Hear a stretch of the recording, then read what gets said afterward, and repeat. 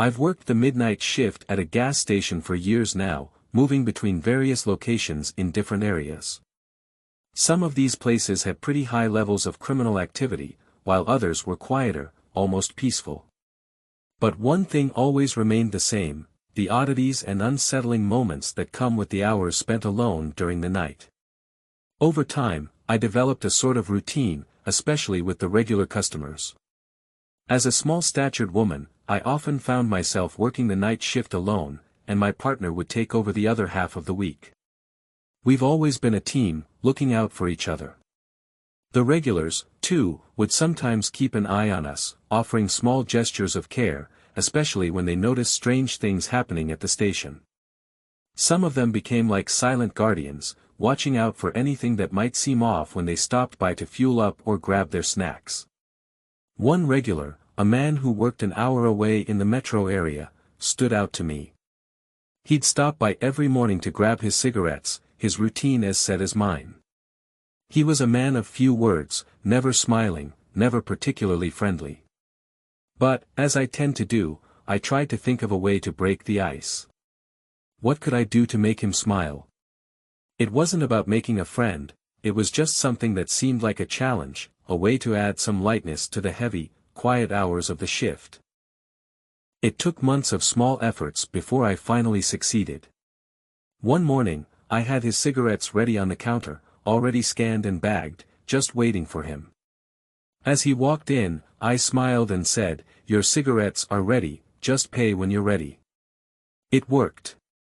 His face softened, and for the first time, he gave me a smile, though it was brief and almost reluctant. That smile, however, was a breakthrough. He seemed to appreciate the gesture. After that, he started to open up a little. He asked me one day, "Do you ever get scared working these late shifts? It's not exactly the safest job for someone your size."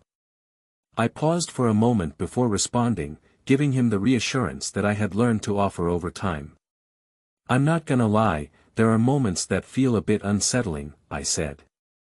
"But we've got a system here. We can lock the doors, and there's a police station nearby where the officers often stop by. They get their highway vehicles washed here, so we're on good terms with them." He nodded thoughtfully but didn't seem entirely convinced. Instead, he shared a story with me, one that I'll never forget. He told me that when he first moved to our country from Eastern Europe with his wife and child in the late 80s or early 90s, he worked the midnight shift at a gas station in a quieter part of town. One night, he was feeling particularly tired, and the next thing he knew, he had fallen asleep behind the counter. When he woke up, the phone was ringing off the hook, and his manager was standing over him, shaking him awake. He quickly apologized, saying that he must have fallen asleep by accident. But his manager wasn't angry, he was frantic. He told him to look outside. When he did, his stomach dropped. The entire outside area was a mess. All the motor oil had been stolen. There were no signs of a struggle, no broken windows, no obvious clues as to who had taken it. The thieves had come in quietly, taken all the motor oil, and then left without a trace. But what made the story chilling wasn't the theft itself, it was what happened next. The thieves hadn't bothered him while he slept. They'd gone on to the next gas station down the road, and at that station, the clerk was awake and noticed the thieves.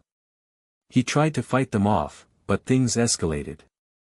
The thieves ended up attacking him, and he was left bleeding out on the pavement. His voice became quieter as he finished the story. "I know it's not something you want to hear," he said. "But it's the truth. I got lucky that night. If I had been awake, I might have been in that clerk's place. I might not have made it." There was a long pause as we both sat with that heavy silence. The reality of his story weighed on me, more than I expected. And then, almost as if to lighten the mood, he said, "If you ever feel sleepy, just lock the door and rest for a bit. It could save your life." He didn't say it with any dramatic flair, just a calm, matter-of-fact tone, but the gravity of what he said lingered in my mind long after he left. "I don't work at that station anymore, but I think about that man from time to time. I wonder if he ever shared that story with anyone else, or if it stayed locked in his memory like it did with me.